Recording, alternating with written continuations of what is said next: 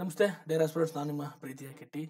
ಆ, police sub inspector, excise sub inspector ಅಥವಾ police constable, KSRP, civil, wireless ಯಾವುದೇ ಆಗಿರ್ಬೋದು, ಮತ್ತು ಎಕ್ಸೈಸ್ ಗಾರ್ಡ್, ಇವಕ್ಕೆ ರನ್ನಿಂಗು ಮತ್ತು physical fitness very very important. ಹಾಗಾಗಿ ನೀವು ಏನಾದರೂ ಈ ಎಕ್ಸಾಮ್ಸ್ಗಳನ್ನ ಕ್ಲಿಯರ್ ಮಾಡಬೇಕು ಅಂತಂದರೆ ಫಿಸಿಕಲ್ ಎಫಿಷಿಯನ್ಸಿ ಮತ್ತು physical test EST and PST ನೀವು ಪಾಸ್ ಮಾಡಲೇಬೇಕಾಗುತ್ತೆ. ಗೊತ್ತಾಯ್ತು, PST PETನ ಪಾಸ್ ಮಾಡಲೇಬೇಕಾಗುತ್ತೆ. ಅದಕ್ಕಾಗಿ ಎಂಡ್ಯೂರೆನ್ಸ್ ಟೆಸ್ಟು ಮತ್ತು ಫಿಸಿಕಲ್ ಟೆಸ್ಟ್ ಟೈಮ್ ಟೇಬಲ್ನ ನಾನು ನಿಮಗೆ ಇಲ್ಲಿ ಕೊಡ್ತಾ ಇದ್ದೀನಿ. ಡೈಲಿ 1 ಅವರ್ ನಿಮ್ಮ ಫಿಸಿಕಲ್ ಫಿಟ್ನೆಸ್ಗೆ ಇಡಿ. ಅದು ಅಕಸ್ಮಾತ್ ನೀವೇನಾದರೂ ನಾನು ಸರ್ PSI PC ಓದ್ತಾ ಇಲ್ಲ, ಬರೀ ನಾನು ಗ್ರೂಪ್ಸಿಗೆ ಓದ್ತಾ ಇದ್ದೀನಿ ಅಂದರು, ಅಥವಾ KSಗೆ ಓದ್ತಾ ಇದ್ದೀನಿ ಅಂದರು, ಅಥವಾ UPSCಗೆ ಓದ್ತಾ ಇದ್ದೀನಿ ಅಂತಂದ್ರೂ ಸಹ ನೀವು ಫಿಸಿಕಲ್ ಫಿಟ್ನೆಸ್ಗೆ ತುಂಬ ಇಂಪಾರ್ಟೆನ್ಸ್ ಕೊಡಿ. ನಾನಿಲ್ಲಿ ಇಂಪಾರ್ಟೆನ್ಸ್ ಅಂದರೆ ಲೈಕ್ ಈಗ 0 ಇರ್ತಾನೆ, ಅವನಿಗೆ ರನ್ನಿಂಗ್ ಗಿನ್ನಿಂಗ್ ಏನೂ ಓಡೋಕ್ಕಾಗಲ್ಲ. ಅಂದರೆ ಅವನು ಏನೂ ಗೊತ್ತಿಲ್ಲದಿದ್ದು ಒಬ್ಬ ಹುಡುಗ ಯಾವ ರೀತಿ ರನ್ನಿಂಗ್ನ ಡೈಲಿ ಪ್ರಾಕ್ಟೀಸ್ ಮಾಡಬೇಕು ವಿತ್ ಟೈಮ್ ಟೇಬಲ್ನ ನಾನು ಎಕ್ಸ್ಪ್ಲೇನ್ ಮಾಡಿದ್ದೀನಿ. ನೀವು ಈ PDF ನೋಡಿದ್ರೆ ನಿಮಗೆ ಗೊತ್ತಾಗ್ತಿದೆಯಾ? 1600 metre running, long jump, high jump, short ಪೆಪ್ರು ಮತ್ತು ಎಂಡರೆನ್ಸು ಮತ್ತು ಚೆಸ್ಟ್ ಇಂಪ್ರೂವ್ಮೆಂಟು, ಮತ್ತು ಹೆಣ್ಮಕ್ಳಿಗೆ ವೆಯ್ಟ್ ಇಂಪ್ರೂವ್ಮೆಂಟು. ಈ ರೀತಿ ನೀವು ಹೆಂಗೆ ಚೆನ್ನಾಗಿ ಪ್ರಿಪ್ರೇಷನ್ ಮಾಡಿಕೊಂಡ್ರೆ ಎಕ್ಸಾಮ್ಸಲ್ಲಿ ಕ್ಲಿಯರ್ ಮಾಡ್ಬೋದು. ಯಾಕೆಂದರೆ PSI ಮತ್ತು ESನಲ್ಲಿ ಫಸ್ಟು ಫಿಸಿಕಲ್ ಇರುತ್ತೆ. ಫಿಸಿಕಲ್ ಏನಾದರೂ ನೀವು ಕ್ಲಿಯರ್ ಅದು ಮಾಡಿದ್ರೆ ಮಾತ್ರ ನಿಮಗೆ ಎಕ್ಸಾಮ್ಸ್ಗೆ ಅಲೋ ಇರುತ್ತೆ, ಇಲ್ಲ ಅಂತಂದರೆ ಇರಲ್ಲ. PC ಮತ್ತು ಇದಕ್ಕೆ ಏನಾಗುತ್ತೆ, ಫಸ್ಟು ಎಕ್ಸಾಮ್ ಮಾಡೋದು, ಆಮೇಲೆ ಫಿಸಿಕಲ್ ಮಾಡ್ತಾರೆ. ಎಷ್ಟೋ ಜನ ಎಕ್ಸಾಮ್ ಚೆನ್ನಾಗಿ ಮಾಡಿ ಫಿಸಿಕಲ್ ಫೇಲ್ ಆಗಿದ್ದಾರೆ, ಎಷ್ಟೋ ಜನ ಫಿಸಿಕಲ್ ಫೇಲ್ ಆಗಿಬಿಟ್ಟು ಎಕ್ಸಾಮ್ನ ಬರೋಕ್ಕೆ ಅವಕಾಶ ಸಿಕ್ಕಿಲ್ಲ. ಇಲ್ಲಿ PSI ಮತ್ತು ESನಲ್ಲಿ ಫಿಸಿಕಲ್ಸು ಸಹ, ಫಿಸಿಕಲ್ ಎಂಡ್ಯೂರೆನ್ಸ್ ಟೆಸ್ಟು ಸಹ ತುಂಬ ಇಂಪಾರ್ಟೆಂಟು. ಅದನ್ನು ತುಂಬ ಜನ ನೆಗ್ಲೆಕ್ಟ್ ಮಾಡ್ತಾರೆ. ನೋಟಿಫಿಕೇಷನ್ ಆದಮೇಲೆ ಓಡೋಣ, ನೋಟಿಫಿಕೇಷನ್ ಆದಮೇಲೆ ಮಾಡೋಣ ಅನ್ನೋ ಒಂದು ಮೆಂಟಾಲಿಟಿ ಇರ್ತಾರೆ. ಅದು ತುಂಬ ದೊಡ್ಡ ತಪ್ಪು. ನಾನು ಹೇಳ್ತೀನಿ, ಈಗಲಿಂದಲೇ ನೀವು ಪ್ರಾಕ್ಟೀಸ್ ಮಾಡಿಕೊಂಡು ಚೆನ್ನಾಗಿತ್ತು ಅಂತಂದರೆ ನಿಮಗೆ ಅದು ಆ ಎಕ್ಸಾಮ್ ಬಂದಾಗ ನಿಮಗೆ ಫಿಯರ್ ಇರೋಲ್ಲ ಮತ್ತು ಬರಲ್ಲ. ಯಾಕೆಂದರೆ 3 ಸೆಗ್ಮೆಂಟ್ಗಳು ಇರ್ತವೆ. ಅಟ್ಲೀಸ್ಟ್ 5ರಲ್ಲಿ 4ರಲ್ಲಿ ನೀವು 3 ಪಾಸ್ ಮಾಡಲೇಬೇಕು. Long jump, high jump, short put ಮತ್ತು 1600 metre running. 1600 metre running compulsory, short put compulsory. Long jump, high ಜಂಪಲ್ಲಿ ನಿಮಗೆ ಆಪ್ಷನ್ ಇರುತ್ತೆ. ಅದನ್ನು ನೀವು ಒಂದನ್ನು ಲಾಂಗ್ ಜಂಪ್ನ ಆಯ್ಕೆ ಮಾಡ್ಕೊಂಡು ಪಾಸ್ ಮಾಡ್ಬೋದು, ಅಥವಾ ಹೈ ಜಂಪ್ನ ಪಾಸ್ ಮಾಡ್ಬೋದು. ಲಾಂಗ್ ಜಂಪ್ ಫೇಲ್ ಆದರೆ ಮಾತ್ರ ಹೈ ಜಂಪಿಗೆ ಕಳಿಸ್ತಾರೆ. ಹೆಣ್ಮಕ್ಳಿಗೂ ಸೇಮ್ ಇರುತ್ತೆ, ಅವ್ರಿಗೂ short put, long jump, high jump, 400 metres running ಇರುತ್ತೆ. ಅದನ್ನು ಯಾವ ರೀತಿ ಓಡಬೇಕು, ಯಾವ ರೀತಿ ಪ್ರಿಪ್ರೇಷನ್ ಮಾಡ್ಕೋಬೇಕು ಅನ್ನೋದನ್ನ ಒಂದು ಟೈಮ್ ಟೇಬಲ್ ಕೊಟ್ಟಿದ್ದೀನಿ. ಒಂದು ವೀಕಲ್ಲಿ ಏನೇನೆಲ್ಲ ಮಾಡಬೇಕು, ಇದು ನಿಮ್ಮ ಫಿಸಿಕಲ್ ಫಿಟ್ನೆಸ್ ಜೊತೆಗೆ ನಿಮ್ಮ ಮೆಂಟಲ್ ಹೆಲ್ತು ಚೆನ್ನಾಗಿರುತ್ತೆ. ಯಾರು ಫಿಸಿಕಲ್ ಫಿಟ್ಟಾಗಿರ್ತಾರೆ ಅವರು ತುಂಬ ಚೆನ್ನಾಗಿ ಮಾಡ್ತಾರೆ. ಏಕೆಂತಂದರೆ ಎಷ್ಟೋ ಜನ ನಾನು ನೋಡಿದ್ದೀನಿ ಎಕ್ಸಾಮ್ಸ್ಗಳಲ್ಲಿ ಫಿಸಿಕಲ್ ಫೇಲ್ ಆಗಿ ತುಂಬ ಸಫರ್ ಪಟ್ಟಿದ್ದಾರೆ. ನಾವು PSI ಆಗಬೇಕು, ಕಾಕಿ ಹಾಕ್ಕೋಬೇಕು, ಯೂನಿಫಾರ್ಮ್ ಹಾಕ್ಕೋಬೇಕು ಕನಸನ್ನು ಹಾಳು ಮಾಡ್ಕೊಂಡಿದ್ದಾರೆ. ಅದಕ್ಕೋಸ್ಕರ ಹೇಳ್ತಿದ್ದೀನಿ, physical fitness very very important. Morning ಆದರೂ ಮಾಡಿ, ಈವ್ನಿಂಗ್ ಆದರೂ ಮಾಡಿ. Morning is the best time. ನಾನು ಅಡ್ವೈಸ್ ಮಾಡೋದು ಮಾರ್ನಿಂಗ್ನ ಫಿಸಿಕಲ್ ಪ್ರಿಪರೇಷನ್ ಮಾಡಿ. ಈ ಒಂದು ಟೈಮ್ ಟೇಬಲಲ್ಲಿ ನಾನು ನಿಮಗೆಲ್ಲ ಕೊಟ್ಟಿದ್ದೀನಿ. ಗೊತ್ತಾಗ್ತಿದೆಯಾ? ನೀವು ನೋಡ್ತಾ ಹೋಗ್ತಾ ಇತ್ತು ಅಂತಂದರೆ ಏನು ಫಿಸಿಕಲ್ ಪ್ರಿಪರೇಷನ್ ಟೆಸ್ಟ್ ಇದೆಯಲ್ಲ, ಗೊತ್ತಾಗ್ತಿದೆಯಾ? ಫಿಸಿಕಲ್ ಎಫಿಷಿಯನ್ಸಿ ಟೆಸ್ಟ್ ಮತ್ತು ಫಿಸಿಕಲ್ ಟೆಸ್ಟ್ ರಿಕ್ವೈರ್ಡ್ ಯಾರಿಗೆ? Police sub inspector, excise sub inspector, police constable ಮತ್ತು ಎಕ್ಸೈಸ್ ಗಾರ್ಡ್ಗಳಿಗೆ. ಗೊತ್ತಾಗ್ತದೆ. 1600 metre long jump, high jump, short put ಮತ್ತು endurance, chest improvement for males. ಗೊತ್ತಾಗ್ತಿದೆ. ಅದ್ರ ಬಗ್ಗೆ ನಾನಿಲ್ಲಿ ನಿಮಗೆ ಎಕ್ಸ್ಪ್ಲೈನ್ ಮಾಡ್ತಾ ಹೋಗ್ತೀನಿ. ಈ PDF ನಿಮಗೆ ಕೊಟ್ಟಿರ್ತೀನಿ, ನೀವು ಅದು ನೋಡ್ಕೊಳ್ಳಿ. ಏನೇನಿದೆ ರಿಕ್ವೈರ್ಮೆಂಟು ಬಾಯ್ಸಿಗೇನು ನಾನು ಇಲ್ಲಿ ಮೆನ್ಷನ್ ಮಾಡಿದ್ದೀನಿ. 1600 ಮೀಟರ್ ರನ್ನಿಂಗು, 3.8 ಮೀಟರ್ಸ್, 1.2 ಮೀಟರ್ಸು. ಗೊತ್ತಾಗ್ತದೆ. Short put 7.2 kg. ಗೊತ್ತಾಗ್ತಿದೆಯಾ? ಹೈಟು 168, ಟ್ರೈಬಿಗೆ ಮಿನಿಮಮ್ 86 ಸೆಂಟಿಮೀಟರ್, 5 ಸೆಂಟಿಮೀಟರ್ ಎಕ್ಸ್ಪೆನ್ಷನ್ ಮಾಡಬೇಕು. ತುಂಬ ಜನ ಚೆಸ್ಟಲ್ಲೂ ಫೇಲ್ ಆಗ್ತಾರೆ. ಗೊತ್ತಾಗ್ತಿದೆಯಾ? ನೆಕ್ಸ್ಟು ಜನರಲ್ ಸ್ಟ್ಯಾಮಿನಾ, ಅದೇ ಹೆಣ್ಮಕ್ಳಿಗೆ 400 ಮೀಟರ್ ರನ್ನಿಂಗು ವಿತಿನ್ 2 ಮಿನಿಟ್ಸಲ್ಲಿ ನೀವು ಕಂಪ್ಲೀಟ್ ಮಾಡಬೇಕು. Long jump 2.5 metres. ಈ PDFನ ನೋಡಿಕೊಂಡ್ರೆ ನಿಮಗೆಲ್ಲ ಗೊತ್ತಾಗುತ್ತೆ, ಐಡಿಯಾ ಸಿಗುತ್ತೆ. ಇದನ್ನ ನೋಡಿರ್ತೀರ. ಮಿನಿಮಮ್ ಗೊತ್ತಾಗ್ತದೆ 4 kg, 3.75 ಮೀಟರ್ನ 3 ಚಾನ್ಸಲ್ಲಿ ಎಸಿಬೇಕು. 157 ಸೆಂಟಿಮೀಟರ್ ಇರಬೇಕು, 150 ಟ್ರೈಬಿಗೆ ಇರಬೇಕು. ಗೊತ್ತಾಗ್ತದೆ. ಚೆಸ್ಟ್ ಅವ್ರಿಗೆ ಅಪ್ಲೈ ಆಗಲ್ಲ. ವೆಯ್ಟು 45 kg ಇರಬೇಕು. ಗೊತ್ತಾಗ್ತಿದೆಯಾ? ಈ ರೀತಿ ನಿಮ್ಮ ಟೈಮ್ ಟೇಬಲ್ ಇರುತ್ತೆ. ಗೊತ್ತಾಗ್ತದೆ ನೋಡಿ. ಇದು ನಾನು ಒಂದು ಟೈಮ್ ಟೇಬಲ್ನ ಕೊಟ್ಟಿದ್ದೀನಿ. ಟ್ರೈನಿಂಗ್ ಟೈಮ್ ಟೇಬಲ್ ಏನಂದರೆ 5:30 to 7:30 ಡೈಲಿ 1.5 ಅವರ್ಸು. ಗೊತ್ತಲ್ಲ ಮತ್ತು ರಿಕ್ವೆಸ್ಟ್. ಗೊತ್ತಾಗ್ತದೆ. ಮೇಲ್ ಆ್ಯಂಡ್ ಫಿಮೇಲ್ ಎಕ್ಸಸೈಸ್ ಏನು ಇಬ್ರಿಗೂ ಆ ಸ್ಟ್ಯಾಂಡರ್ಡ್ನ ಮೀಟ್ ಮಾಡೋಕ್ಕೆ ಏನೇನು ಮಾಡಬೇಕು ಅನ್ನೋದ್ರ ಬಗ್ಗೆ ನಾನು ಇಲ್ಲಿ ಹೇಳಿದ್ದೀನಿ. ಗೊತ್ತಾಯ್ತಾ? ಏನು ಫೋಕಸ್ ಮಾಡೋದು, ಎಂಡ್ಯೂರೆನ್ಸ್ನ ಬಿಲ್ಡ್ ಮಾಡೋದು, ಮತ್ತು explosive power, jump, short put ಮತ್ತು ಚೆಸ್ಟ್ ಇಂಪ್ರೂವ್ಮೆಂಟ್, ಎಕ್ಸ್ಪ್ಲನೇಷನ್. ಗೊತ್ತಾಗ್ತಿದೆಯಾ? ಏನು ರಿಕ್ವೈರ್ಮೆಂಟ್ ಬೇಕಂದರೆ ಮಿನಿಮಮ್ ಶಾರ್ಟ್ ಪುಟ್ ಇರಬೇಕು. ಶಾರ್ಟ್ ಪುಟ್ ಇಲ್ಲಾಂದರೆ ನಿಮ್ಮ ಹೈಸ್ಕೂಲ್ಗಳಲ್ಲಿ ಕಾಲೇಜ್ಗಳಲ್ಲಿ ಇಡಿಸ್ಕೊಂಡು ಪ್ರಾಕ್ಟೀಸ್ ಮಾಡಬೇಕಾಗುತ್ತೆ. Open ground, running jump, bed ಇದ್ದರೆ ಸಾಕಾಗುತ್ತೆ. ಮತ್ತು ಬಾಡಿ ವೆಯ್ಟ್ ಎಕ್ಸಸೈಸ್ ಸಾಕಾಗುತ್ತೆ. ಮತ್ತು ಅಕಸ್ಮಾತ್ ನೀವೇನಾದರೂ ಮನೆಗಳಲ್ಲೇ ಬೇಕಾದ್ರೆ ಈ ವಾಟರ್ ಬಾಟ್ಲ್ ಇಟ್ಕೊಂಡು, ಬಕೆಟ್ ಇಟ್ಕೊಂಡು ಅಥವಾ ಇದು ಇಟ್ಕೊಂಡು ಸಹ ವೆಯ್ಟ್ ಟ್ರೈನಿಂಗ್ನ ಮಾಡ್ಬೋದು. ಗೊತ್ತಾಗ್ತಿದೆಯಾ? ನೆಕ್ಸ್ಟು ಇನ್ನೂ ಒಂದು ಒಳ್ಳೆ ಬ್ಯಾಲೆನ್ಸ್ಡ್ ಡಯಟ್ ಮಾಡಬೇಕು. ಮನೇಲಿ ತಿನ್ನೋ ರಾಗಿ, ಜೋಳ ಮತ್ತು ದಾಲು, ಎಗ್ಸು ಇವನ್ನೇ ವೆಜಿಟೇಬಲ್ಸ್ ಯೂಸ್ ಮಾಡಿಕೊಂಡೆ ಒಂದು ಒಳ್ಳೆ ಎನರ್ಜಿ ರಿಕವರಿನ ಮಾಡ್ಬೋದು.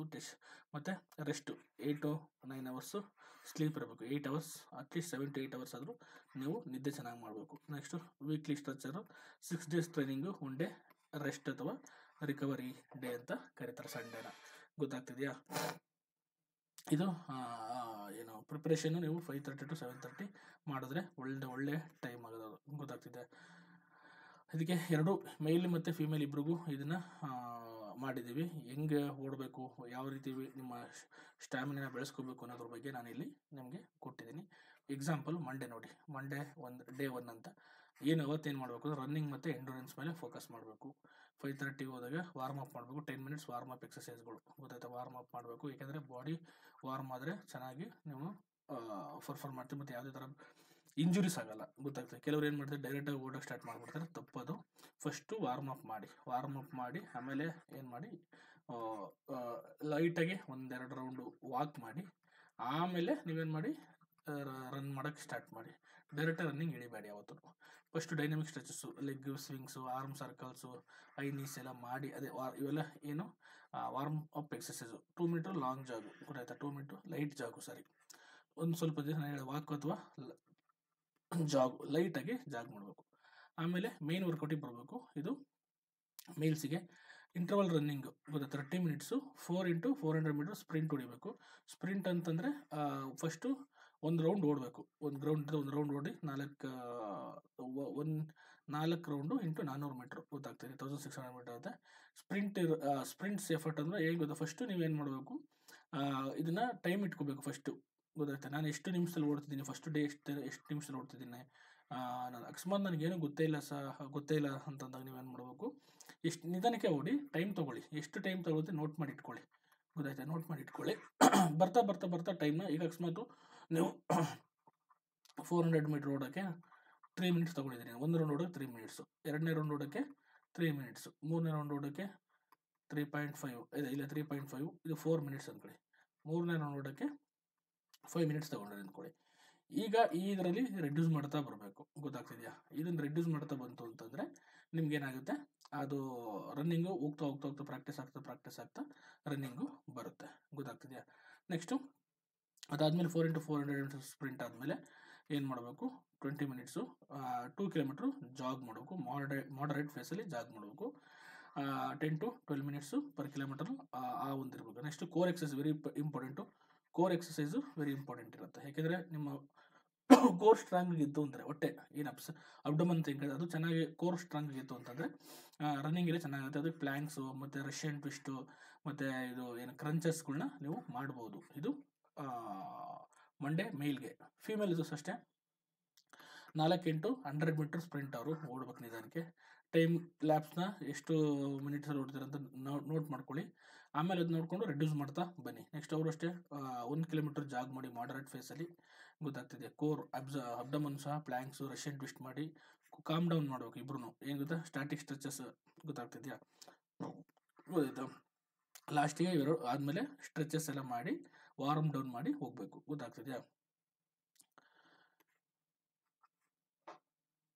Next day 2 Thursday focus on long jump. ಏಕೆಂದರೆ running, long jump, high jump, short put ಎಲ್ಲವನ್ನೂ ಸಹ ಕವರ್ ಮಾಡಿದ್ದೀನಿ ನಾನು ಇದರಲ್ಲಿ. ಗೊತ್ತಾಗ್ತಿದೆ? ನೀವು ನೋಡ್ತಾ ಹೋದರೆ ಏನೇನು ಮಾಡಬೇಕು ಅನ್ನೋದು ಸಹ ನಾನು ಇಲ್ಲಿ ಕೊಡ್ತಾ ಹೋಗ್ತಿದ್ದೀನಿ. ನೀವು ಅದನ್ನು ನೋಟ್ ಮಾಡಿಕೊಂಡು ಅದೇ ರೀತಿ ಮಾಡಿದ್ರೆ, ಎಕ್ಸಾಂಪಲ್ ಏನೇನು ಸ್ಕ್ವಾಟ್ಸ್ ಮಾಡಬೇಕು, ಬಾಕ್ಸ್ ಜಂಪ್ ಮಾಡಬೇಕು. ಏಕೆಂದರೆ ಹಂತವಾಗಿ ಸ್ಟೆಪ್ ಬೈ ಸ್ಟೆಪ್ ನೀವು ಏನು ಮಾಡ್ಬೋದು, ನೀವೇನು ಇಂಪ್ರೂವ್ ಮಾಡ್ಬೋದು. ಬೇಕಾದ್ರೆ ಈ ಥರ ಸ್ಕ್ವಾಟ್ಸ್ ಅಂದರೆ ನಿಮ್ಗೆ ಗೊತ್ತಿರುತ್ತೆ. ಸ್ಕ್ವಾಟ್ಸ್ ಅಂದರೆ ನಿಮ್ಗೆ ಏನಂತಾರೆ, ಅದಕ್ಕೆ ಬಸ್ಕಿ ಅಂತ ಹೊಡಿತಾರಲ್ಲ ಅದು, ಮತ್ತು ಕಾಲ್ ಫ್ರೈಸು, ಇವನ್ನೆಲ್ಲ ನೀವು ಬೇಕಾದ್ರೆ ಈ ಎಕ್ಸಸೈಸ್ಗಳು ನಿಮ್ಗೆ ಗೊತ್ತಾಗಲಿಲ್ಲ ಅಂದರೆ ಯೂಟ್ಯೂಬಲ್ಲಿ ನೋಡಿ ಯಾವ ಥರ ಮಾಡ್ತಾರೆ ಅಂತಂದ್ಬಿಟ್ಟು ನೋಡಿಕೊಂಡು ಬೇಕಾದ್ರೆ ನೀವು ಕಲ್ತ್ಕೊಳ್ಳಿ. ಗೊತ್ತಾಗ್ತಿದೆ? ಏನೇನು ಮಾಡಬೇಕು, ಕೂಲ್ ಡೌನ್ ಆಗಬೇಕು, ಇಲ್ಲಿ ಏನು ಗೋಲ್ ಇಟ್ಕೋಬೇಕು ಈ day. Next week day high jump, chest expansion, ಈ ರೀತಿ ನಾನು ಕೊಡ್ತಾ ಹೋಗಿದ್ದೀನಿ. ನೀವು ಅದನ್ನು ನೋಡ್ತಾ ಹೋಯ್ತು ಅಂತಂದರೆ ನಿಮಗೆ ಗೊತ್ತಾಗ್ತದೆ ಥರ್ಸ್ಡೇ ಏನು ಮಾಡಬೇಕು, ಡೇ 4 ಥರ್ಸ್ಡೇ ಏನು ಓದಬೇಕು, ಶಾರ್ಟ್ ಪುಟ್ ಮೇಲೆ ಫೋಕಸ್ ಮಾಡಬೇಕು ಗೊತ್ತಾಗ್ತದೆ. ಅದು ಶಾರ್ಟ್ ಪುಟ್ನ ಎಸಿಬೇಕು ಅಂದರೆ ಏನೇನು ಟೆಕ್ನಿಕ್ಸು ಸಹ ನಾನು ಇಲ್ಲಿ ಕೊಟ್ಟಿದ್ದೀನಿ. ಏನು ಮಾಡಬೇಕು, bench press, overhead press, triceps dips, ಇವೆಲ್ಲ ಮಾಡಿದ್ವಿ ಅಂತಂದರೆ ನಿಮ್ಮ ಸ್ಟ್ರೆಂತ್ ಇನ್ಕ್ರೀಸ್ ಆಗುತ್ತೆ. ಎಷ್ಟೋ ಜನ ಶಾರ್ಟ್ ಪುಟಲ್ಲೂ ಫೇಲ್ ಆಗಿದ್ದಾರೆ. ಅದಕ್ಕೆ ಇವನ್ನೆಲ್ಲ ಈಗಲಿಂದಲೇ ಪ್ರಾಕ್ಟೀಸ್ ಮಾಡಿ ಇಟ್ಕೊಳ್ಳಿ, ಖಂಡಿತ ನಿಮ್ಗೆ ಎಕ್ಸಾಮ್ ಅವನ್ನ ಯಾವುದೇ ಥರನೂ ಫೇಲ್ ಆಗಲ್ಲ. ಮತ್ತು ಡೇ 6 ಸಂಡೇ ಏನು ಮಾಡಬೇಕು, ಏನು ಏನು ಈಗ ಓಡಿದಿರಲ್ಲ ಅದನ್ನು ಈ ವಾರದಲ್ಲಿ ಮಾಡಿದಿರಲ್ಲ ಅದನ್ನು ಒಂದ್ಸತಿ ಪ್ರಾಕ್ಟೀಸ್ ಮಾಡಬೇಕು. ಗೊತ್ತಾಗ್ತಿದೆಯಾ? ಲಾಂಗ್ ಜಂಪು, ಹೈ ಜಂಪು ಏನೇನು ಮಾಡಬೇಕು ಅನ್ನೋದ್ರ ಬಗ್ಗೆ ನಾನು ಕೊಟ್ಟಿದ್ದೀನಿ. ಫುಲ್ ಬಾಡಿ ಸ್ಟ್ರೆಂತ್ ಕೊಡಬೇಕು, ಬರ್ಫೇಸು, ಹಿಮೆ ಇವನ್ನೆಲ್ಲ ನೀವು ಮಾಡ್ತಾ ಹೋಯ್ತು ಅಂತಂದರೆ ನಿಮಗೆ ಈಸಿಯಾಗಿ ಆ ಒಂದು ಇದನ್ನು ಅನ್ನೋತ್ತೆ. ಅದಾದಮೇಲೆ ಸಾಟರ್ಡೆ ಆದಮೇಲೆ ಸಂಡೇ ಏನು ಮಾಡಬೇಕು, ಅದನ್ನು ಮಾರ್ಕ್ PET ಅಂತ ಕರೀತಾರೆ. ಏನು ಮಾರ್ಕ್ ಟೆಸ್ಟ್ ಬರೀತಿರಲ್ಲ ನೀವೀಗ, ಟೆಸ್ಟ್ ಸೀರೀಸ್ ಬರೀತಿರಲ್ಲ ಸಂಡೇ ಅದೇ ರೀತಿ ಸಹ ಟೆಸ್ಟ್ ಸೀರೀಸ್ ಇಲ್ಲಿ ಬರೀಬೇಕು. ಯಾಕೆ ಅಂತಂದರೆ ಆ ವಾರದಲ್ಲಿ ನಿಮ್ಮ ಎಂಡ್ಯೂರೆನ್ಸ್ ಇಂಪ್ರೂವ್ಮೆಂಟ್ ಆಗಿದೆಯಾ ಅನ್ನೋದು ಚೆಕ್ ಮಾಡಬೇಕು. ಯಾಕೆಂದರೆ ಹೋದ ವಾರ ಮಂಡೇ ನೀನು ಯಾವ ಸ್ಪೀಡಲ್ಲಿ ಓದ್ತಾ ಇದೆ, ನೆಕ್ಸ್ಟ್ ಈ ಸಂಡೇ ಯಾವ ಸ್ಪೀಡಲ್ಲಿ ಇದೆಯಾ, ನೆಕ್ಸ್ಟ್ ಮಂಡೇ ಬಂದಾಗ ನಾನು ನೋಡ್ಕೋಬೇಕು ಎಷ್ಟು ಟೈಮ್ ಕಮ್ಮಿ ಆಗಿದೆಯಾ. 400 ಮೀಟರ್ ರನ್ನಿಂಗ್ ಓಡ್ಬೇಕಾದ್ರೆ ಟೈಮು 3 ನಿಮಿಷ ತೊಗೊಂಡಿದ್ದಾನೆ, ಈಗ ಅಟ್ಲೀಸ್ಟ್ 2.5 ಆದರೂ ತೊಗೋಬೇಕು. ಆ ರೀತಿ ನಿಮ್ಮ ಎಂಡ್ಯೂರೆನ್ಸು ಇಂಪ್ರೂವ್ಮೆಂಟ್ ಆಗಬೇಕು. ಒಂದು ಸತಿ running, long jump, running with time ಇಟ್ಟು ಓಡಿ ನೋಡೋಣ, ಅವಾಗ ರೆಕಾರ್ಡ್ ಮಾಡಿಟ್ಕೊಳ್ಳಿ.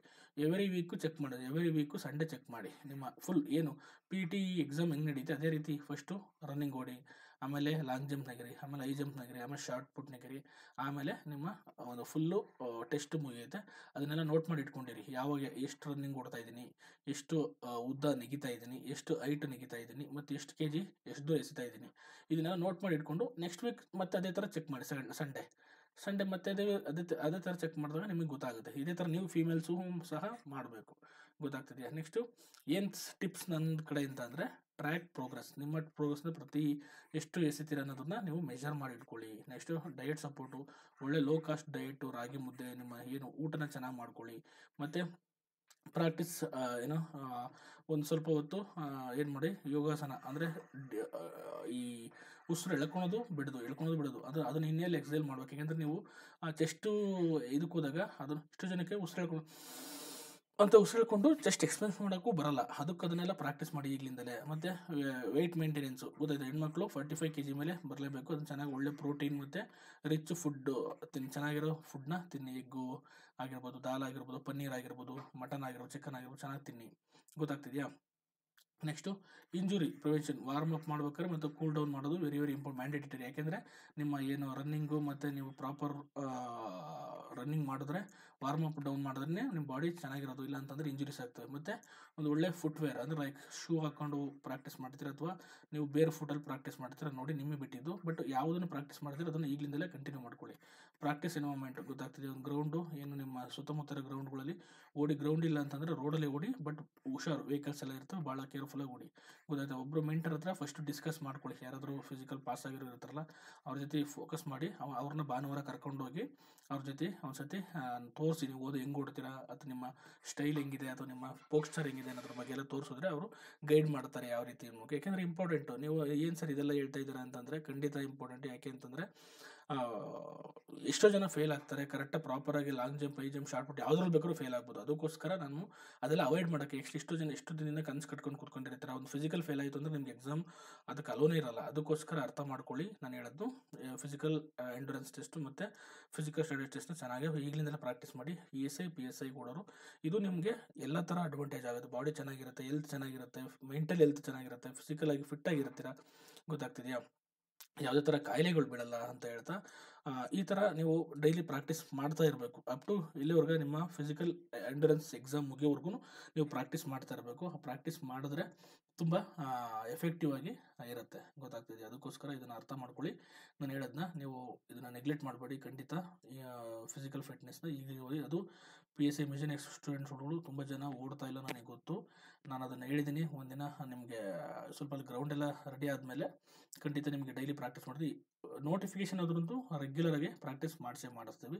ನೀವು ಅದ್ರ ಬಗ್ಗೆ ತಲೆ ಕೆಡಿಸ್ಕೋಬೇಡಿ. ಈಗ ನೀವೇ ಪ್ರಾಕ್ಟೀಸ್ ಮಾಡ್ತಾಯಿರಿ. ನಾನು ಆಮೇಲೆ ನಿಮಗೆ ಒಂದು ಇದು ಮಾಡ್ತೀನಿ. ಅಕಸ್ಮಾತ್ ನಿಮಗೆ ಸರ್ ಇಲ್ಲ ಸರ್ ಬಂದು ನಮ್ಗೆ ಹೇಳ್ಕೊಡಿ, ವೀಕ್ಲಿ ಒನ್ಸ್ ಅಥವಾ ಸಂಡೇ ಆದರೂ ಬನ್ನಿ ಅಂತಂದರೆ ಖಂಡಿತ ನಾನು ಬರ್ತೀನಿ. ಕಮೆಂಟ್ ಮಾಡಿ ಯಾರಾದರೂ ಬರಬೇಕು ಸರ್ ಫಿಸಿಕಲ್ ಬಗ್ಗೆ ಹೇಳ್ಕೊಡಿ ಅಂದರೆ, ಎಷ್ಟು ಜನ ತುಂಬ ಜನ ಜಾಸ್ತಿ ಕಮೆಂಟ್ ಮಾಡಿದ್ರೆ ಬೇಕಾದ್ರೆ ಬಂದು ನಾನು ನಿಮಗೆ ಹೇಳ್ಕೊಡ್ತೀನಿ ಅಂತ. ಚೆನ್ನಾಗಿ ಪ್ರಾಕ್ಟೀಸ್ ಮಾಡಿ ಈ ಟೈಮ್ ಟೇಬಲ್ನ ಹಾಕ್ಕೊಂಡು ನಿಮ್ಮದೇ ಅದು ಬೇಕಾದ್ರೆ ಪ್ಲ್ಯಾನ್ ಮಾಡ್ಕೊಳ್ಳಿ. ನಿಮ್ಮದೇ ಟೈಮ್ ಟೇಬಲ್ ಸಂಜೆನಾದರೂ ಓಡಿ, ಮಾರ್ನಿಂಗ್ ಆದರೂ ಫಿಸಿಕಲ್ ಫಿಟ್ನೆಸ್ ಮಾಡಿ, ಬಟ್ ಒನ್ ಆರ್ ಹಾಫ್ ಅವರು ಬೇಕೇ ಬೇಕು. ಅದನ್ನು ಪ್ರಾಕ್ಟೀಸ್ ಮಾಡಿ ಅಂತ ಹೇಳ್ತಾ ನೆಕ್ಸ್ಟ್ ವಿಡಿಯೋದಲ್ಲಿ ಭೇಟಿ ಆಗ್ತೀನಿ. ನೆಕ್ಸ್ಟ್ ವಿಡಿಯೋದಲ್ಲಿ ಡಯಟ್ ಬಗ್ಗೆ ಹೇಳ್ತೀನಿ. ಸ್ವಲ್ಪ ಯಾವ ರೀತಿ ಡಯಟ್ ಮಾಡಬೇಕು, ಯಾವ ರೀತಿ ಊಟ ತಿನ್ನಬೇಕು, ಇವನ್ ಫಿಸಿಕಲ್ ಫಿಟ್ನೆಸ್ಗೂ ಮತ್ತು ನಿಮ್ಮ ಸ್ಟಡಿ ಪರ್ಪಸ್ಗೂ ಯಾವ ರೀತಿ ಇರಬೇಕು ಅನ್ನೋದನ್ನ ಹೇಳ್ತೀನಿ. ಬೇಕು ಅಂತಂದರೆ ಕಮೆಂಟ್ ಮಾಡಿ ಅಂತ ಹೇಳ್ತಾ, ಯಾರು ಜಾಸ್ತಿ ಕಮೆಂಟ್ ಮಾಡ್ತಾರೆ ಯಾವ ಸಬ್ಜೆಕ್ಟ್ಗೆ ಫಿಸಿಕಲ್ ಫಿಟ್ನೆಸ್ಗೆ ಬೇಕು ಅಂತಂದರೆ ಕಮೆಂಟ್ ಮಾಡಿದ್ರೆ ಖಂಡಿತ ನಾನು ನಿಮಗೆ ಮಾಡ್ಕೊಂಡು, ಹೆಚ್ಚು ಕಮೆಂಟ್ ಬರುವಾಗ ಅಟ್ಲೀಸ್ಟ್ ಒಂದು 100+ ಕಮೆಂಟ್ ಬಂದರೆ ಮಾತ್ರ ನಾನು ಅದನ್ನು ಮಾಡೋದು. ಅಲ್ಲಿವರೆಗೂ ಓದ್ಕೊಳ್ಳಿ ಚೆನ್ನಾಗಿ. Thank you so much.